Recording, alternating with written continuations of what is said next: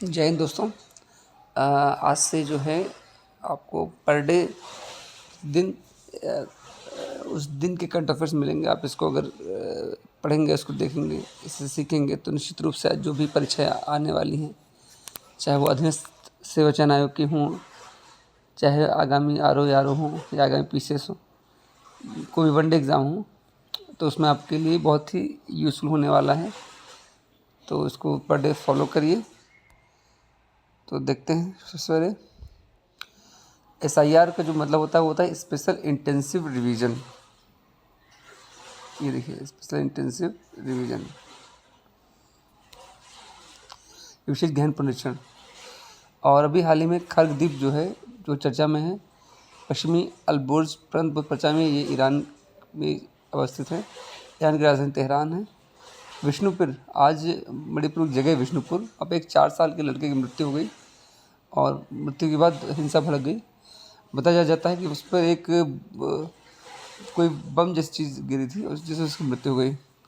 तो ये जो गांव, उसका नाम है ट्रोग लाओबी अवांग लेइकाई गांव। और इसकी जो लोकेशन है वो मैतेई बहुल घाटी और कुकी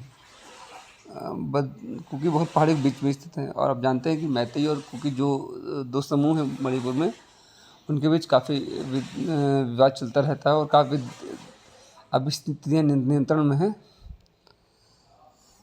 और इसके बाद एक शब्द है एनआईए, बहुत चर्चा में रहता है। एनआईए फॉर्म होता है नेशनल इन्वेस्टिगेटिंग एजेंसी, यानी राष्ट्रीय जांच एजेंसी। अभी कुछ जगह इलेक्शन होना है, तो वहाँ की विधानसभा सीटें देख लीजिए। केरल में 140 विधानसभा सीटें हैं, असम 126, पुडुचेरी में 30, पश्चिम बंगाल में 294। अभी पंजाब और हरियाणा सरकार ने न्यायिक कार्यों में कृत्रिम मेधा यानी आर्टिफिशियल इंटेलिजेंस पर रोक लगाई है।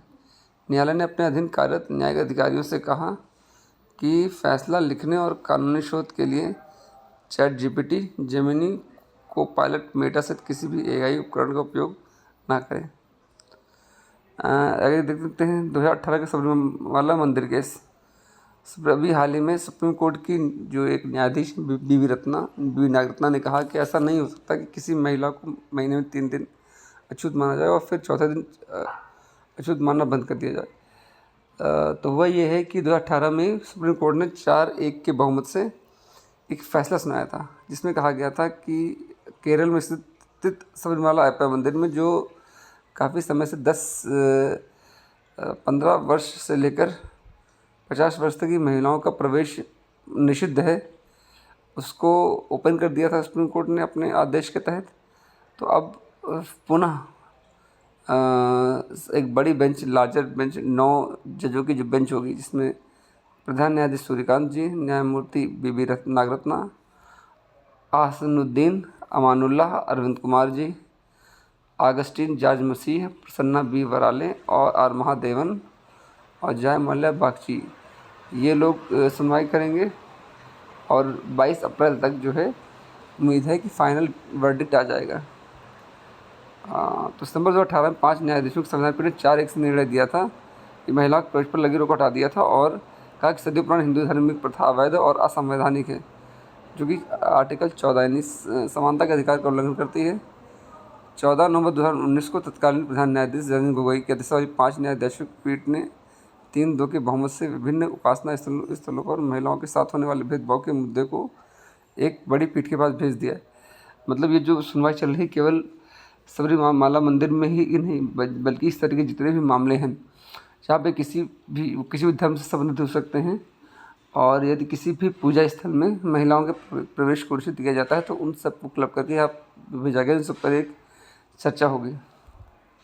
अब पीएम उदय योजना, दिल्ली में जो अनधिकृत बस्तियाँ हैं उनको जो है नियमित किया जाएगा, और जहाँ है जैसे है के आधार पर अनधिकृत कॉलोनी नियमित किया जाएगा। केंद्र सरकार ने स्वामित्व अधिकार हेतु 2019 में पीएम उदय योजना लॉन्च की थी। इसे योग महोत्सव, महाराष्ट्र में लूना स्थित छत्रपति शिवाजी महाराज उद्यान में चल रहे योग महोत्सव 2026 में त्रिकोणासन करने वाले बड़े समूह के लिए एशिया बुक ऑफ रिकॉर्ड्स में शामिल किया गया है। आयुष मंत्रालय के मोरारजी देसाई राष्ट्रीय योग संस्थान ने महाराष्ट्र के बुलढाणा में ऐसा किया। ये जो है 5,000 से अधिक प्रतिभागी थे। अब है स्वामी विवेकानंद युवा सशक्तिकरण योजना। इस योजना के अभी आज जो है उत्तर सरकार ने निःशुल्क वितरण हेतु 25 लाख टैबलेट खरीदने का प्रस्ताव पारित किया है।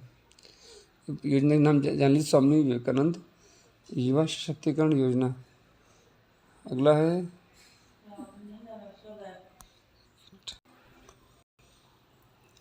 तो स्वामी विवेकानंद युवा सशक्तिकरण योजना, BR अम्बेडकर प्रतिमा विकास योजना। अभी 403 विधानसभा क्षेत्रों में हर एक में जो समाज सुधारकों के प्रतिमाएं हैं उनके सौंदर्यीकरण और विकास के लिए 1 करोड़ रुपये आवंटित हुए। इस योजना का नाम जान लीजिए, BR अम्बेडकर प्रतिमा विकास योजना। उत्तर प्रदेश में शिक्षा मित्रों और निदेशकों के मानदेय वृद्धि की गई है। शिक्षा मित्रों को पहले 10,000 रुपये मिल रहा था, अब उन्हें 18,000 रुपये मिलेगा और निदेशकों का मानदेय बढ़कर 17,000 रुपये हो गया है। कुल मिलाकर उत्तर प्रदेश में इस समय 1.43 लाख यानी 1,43,000 शिक्षाविद कार्यरत हैं और 24,717 निदेशक कार्यरत हैं। निदेशक कक्षा 6 से 8 में नियुक्त होते हैं और शिक्षामित्र कक्षा 1 से 5 में। मानदेय 1 अप्रैल 2026 से लागू होगा। अगला है CRTC। ये उत्तर प्रदेश पुलिस का एक नवा AI बेस्ड नवाचार है। इसमें ये AI आधारित सिटी रिड्यूसिंग ट्रैफिक कंजेशन होता है, यानी AI based city reducing traffic congestion. Uttar Pradesh police ने बढ़ते यातायात और जाम को कम करने के लिए 20 जिलों परियोजना आरम्भ की है। इसमें 7 पुलिस आयुक्तालय और 13 जिले शामिल हैं। 172 मार्ग चिन्हित किए गए पहले चरण में। उद्देश्य चिन्हित मार्गों पर अधिकतम यात्रा समय को 20% कम करना है। तो नाम CRTC। All India snooker championship 8 से 16 अप्रैल 2016 के बीच आयोजित होनी है मेरठ में।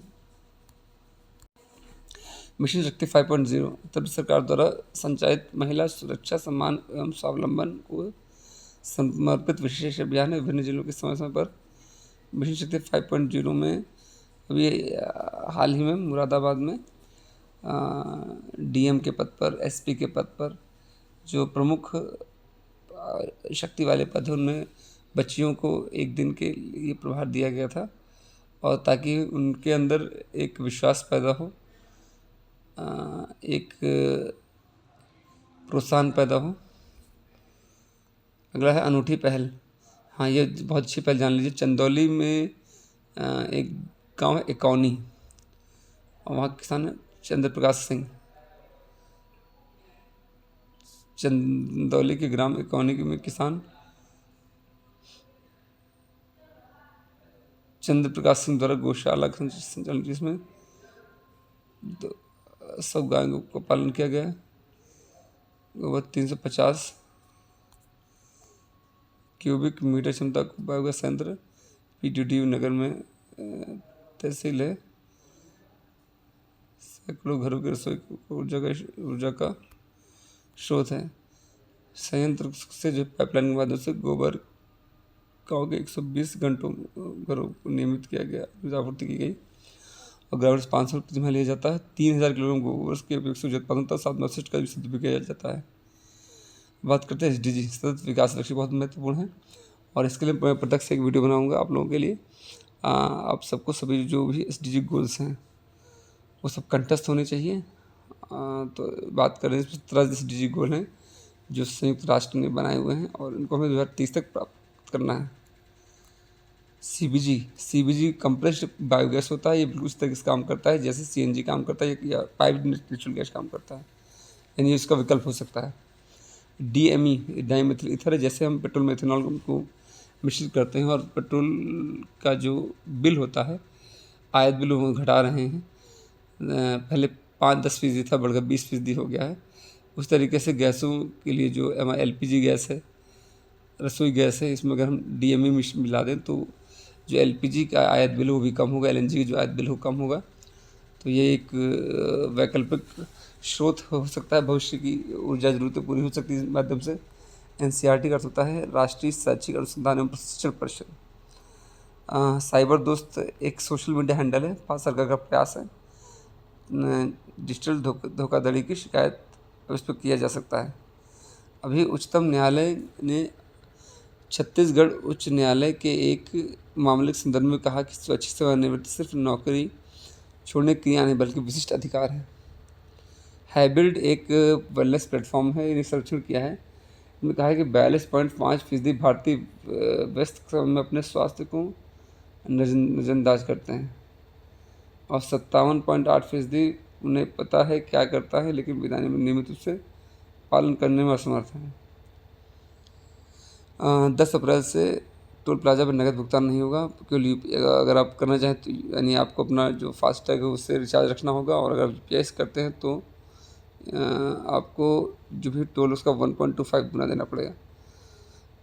यूपीआई का मतलब है एकीकृत भुगतान इंटरफेस यानी यूनिफाइड पेमेंट इंटरफेस। एमएसएमई का अर्थ होता है सूक्ष्म लघु एवं मझोले उद्यम। NCGTC National Credit Guarantee Trustee Company. National Credit Guarantee Trustee Company यह सरकार की पूर्ण स्वामित्व वाली अनुषंगी कंपनी है। शर्मीन चौधरी यह बांग्लादेश की पहली महिला संसद अध्यक्ष है। वहाँ गिरफ्तार किया गया है जन आंदोलन के दौरान वो हिंसा व तोड़फोड़ घटनाओं से जुड़ा हुआ है।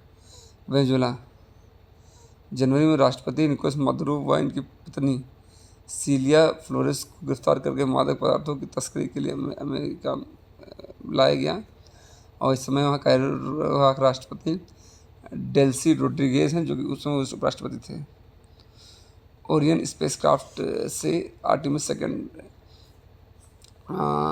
जो यान है अब अंतरिक्ष यात्री उसमें जो है पृथ्वी की ओर आना शुरू कर दिया है। 4 अंतरिक्ष यात्री इसमें 3 अमेरिकी थे, एक कनाडा का था जिसका नाम था जेरेमी हेंसन, जो अमेरिकी उसमें कृष्णा कोच फीमेल हैं, रीड वाइजमैन कमांडर हैं और विक्टर ग्लोवर पायलट हैं। और ख़ास बात यह है कि अभी तक का सर्वाधिक दूरी तय करने वाला मानव के साथ ये प्रथम नंबर पर है। संयुक्त राष्ट्र के महासचिव एंटोनी गुतेरेस जो पुर्तगाल के प्रधानमंत्री भी हैं, सितंबर 2026 में अपना दूसरा कार्यकाल पूर्ण करेंगे। अनुच्छेद 244 ये कहता है कि 1969 में 22वें संविधान संशोधन द्वारा अनुच्छेद 244A लाया गया था। इसमें असम जो 6ठी अनुसूची के तहत 3 प्रमुख स्वायत्त जिले हैं, जिला परिषद है बोडोलैंड, कार्बी आंगलंग, उत्तरी कचार हिल्स। नए क्षेत्र को स्वायत्त क्षेत्र गठन की चर्चा हो रही है। असम में स्वायत्त राज्य बनाने का प्रावधान, राज्य के भीतर राज्य की शक्ति अधिक स्वायत्तता, ये है आर्टिकल 244A। मेटानोलोन अभी भारोत्तोलक साइराज डोप परीक्षण में विफल है। प्रतिबंधित एनाबॉलिक स्टेरॉयड है और नाडा ने इन्हें राष्ट्रीय डोपिंग रोधी एजेंसी इन्हें पकड़ा है। ISSF विश्व कप जो कि ग्रेनेडा में संपन्न चल रहा है, 10 मीटर एयर पिस्टल मिश्रित टीम वर्ग विश्व रिकॉर्ड के साथ स्वर्ण पदक जूनियर विश्व रिकॉर्ड है 487.7 अंक के साथ अलग मुकेश ने हासिल किया है। राष्ट्रमंडल खेल 2026 ग्लासगो में होने हैं स्कॉटलैंड में, और 2022 के राष्ट्रमंडल खेल बर्मिंघम में हुए थे। तो ये रहा आज का करंट अफेयर्स, और इस तरीके से मैं प्रतिदिन के करंट अफेयर्स लेके आता रहूँगा। अगर आपको इसमें कुछ सुधार की आवश्यकता हो, कोई आपको जानकारी चाहिए या कोई भी सुझाव चाहिए, आप बिल्कुल कमेंट बॉक्स में कमेंट करिए। और तब तक के लिए गुड बाय।